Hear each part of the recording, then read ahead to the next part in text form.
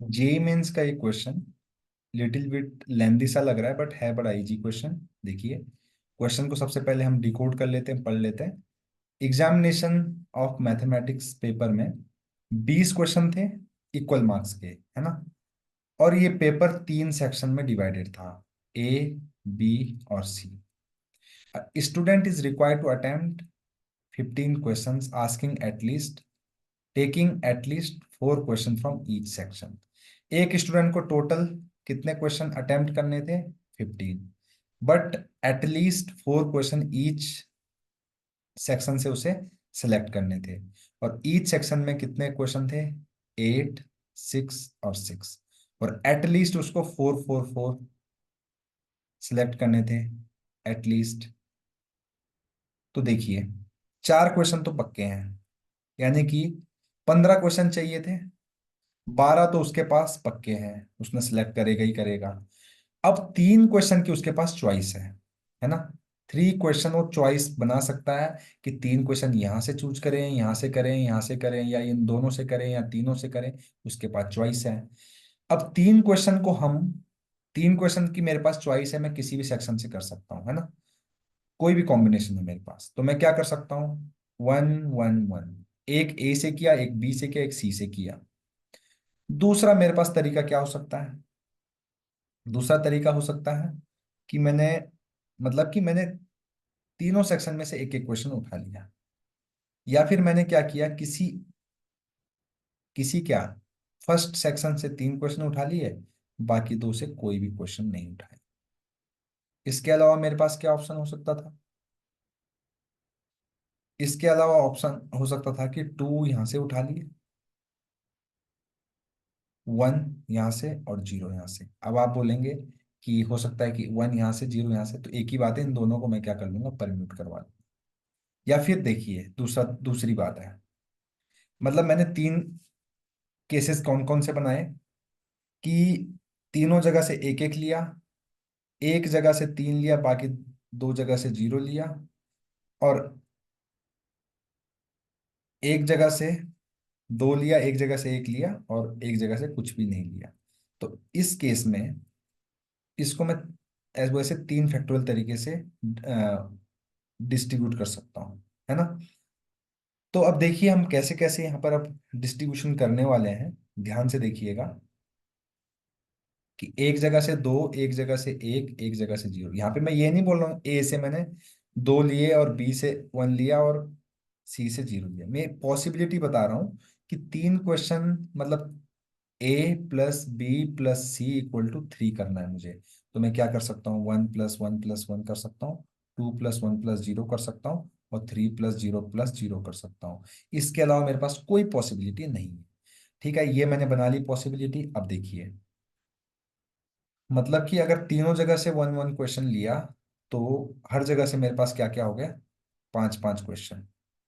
तो उसको चूज करने के तरीके कितने हैं? 8C5 and 6C5 and 6C5, first way. अब इसमें देखो 2 1 0 वाला केस में आ जाओ। चलो 2 1 से पहले हम 3 0 0 वाले केस में आ जाते। तो 3 क्वेश्चन में केवल और केवल ए सेक्शन से चूज कर सकता हूं, उसके अलावा मेरे पास कोई पॉसिबिलिटी नहीं। तो 3 के 3 क्वेश्चन मैंने ए से सिलेक्ट किए। तो 4 पहले सिलेक्ट किए थे, 3 और, यानी 7, 8C7। और बाकी बाकी दोनों जगह से मैंने क्या क्या सिलेक्ट किया, 4 4 क्वेश्चन। तो 6C4 इंटू 6C4, यानी कि ये वाला केस और ये वाला केस तो हमने रिजॉल्व कर लिया। अब बात आई इस वाले केस की। इस वाले केस में टोटल बनेंगे 3 फैक्टोरियल, यानी कि 6 केसेस। कैसे कैसे? 2 क्वेश्चन यहाँ से चूज किए, या यहाँ से किया, यहाँ से किया, तीनों जगह से कर सकते हैं। तो सारी पॉसिबिलिटी बना लेते हैं, ठीक है। चलिए, तो मैंने क्या किया, 2 क्वेश्चन एक ए वाले से चूज किए। तो मेरे पास टोटल कितने हो गए, 6 क्वेश्चन। 4 तो मेरे पास ऑलरेडी पड़े थे, बस मैं उनमें 2 ऐड कर रहा हूँ, 8C6। और 6 दूसरे वाले में से मैंने 1 चूज किया, और तीसरे वाले में से मैंने कोई भी चूज, सॉरी, ये 5 हो जाएगा फिर, है ना। और तीसरे यानी सी ग्रुप में से मैंने कोई भी क्वेश्चन नहीं चूज किया, एक्स्ट्रा क्वेश्चन की बात कर रहा हूँ। 4 तो सिलेक्ट हैं ही हैं। अब देखिए, 6 5 4 और एक 6 4 5 वाला कॉम्बिनेशन तो बनेगा ही, बन ही सकता है। तो इंटू टू कर दिया मैंने। कैसे? देखो, इन दोनों का ग्रुप साइज सेम है। कौन से वाले में से मैंने 5 किया? हो सकता है मैंने बी में से 5 किया और सी में से 4 किया, या फिर बी में से 4 किया, सी में से मैंने 5 किया, ये भी एक पॉसिबिलिटी है। ठीक है ना? चलिए, अब मैंने क्या किया, दूसरी पॉसिबिलिटी, अगर मैंने दो क्वेश्चन इस वाले से चूज किए, तो 8 सी, इसको भी रहने दो, इंटू, अगर मैंने 6 इसमें से दो क्वेश्चन, तो 6 सी 6 हो जाएगा। किसी एक में से मैंने वन क्वेश्चन चूज किया, अब माना बात, मैंने वन क्वेश्चन ए वाले ग्रुप में से चूज किया, है ना? तो यहां से 8 सी 5 हो जाएगा और 6 सी 4। हो सकता है कि मैंने इस ग्रुप से चूज करता, तो होता 8 सी 4 इंटू 6 सी 6 इंटू 6 सी 5। ये वाला केस भी हो गया।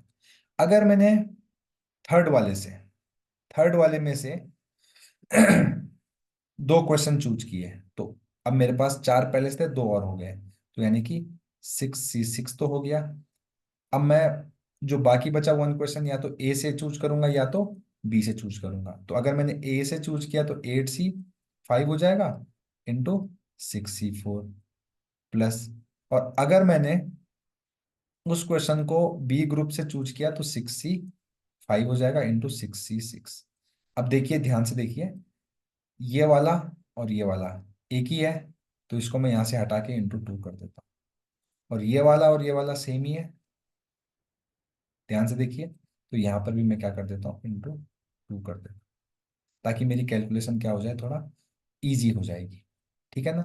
तो चलिए, आगे चलते हैं।